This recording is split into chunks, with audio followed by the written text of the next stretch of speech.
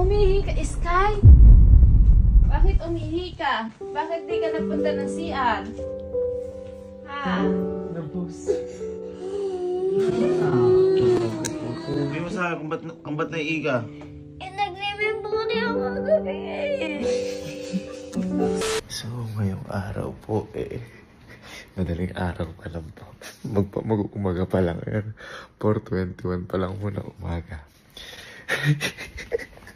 At may gagawin po tayo ngayon. Prank. At ito po magiging lesson to kay Sky. Yung gagawin natin kalokohan ngayon. Kasi itong mga nakaraang linggo po, lagi pong umiihi si Sky sa kama. Lalo na po kapag natutulog po dito. Siguro po dahil nga po sa pagod pag po naglalaro dito, umiihi po talaga siya. Ito po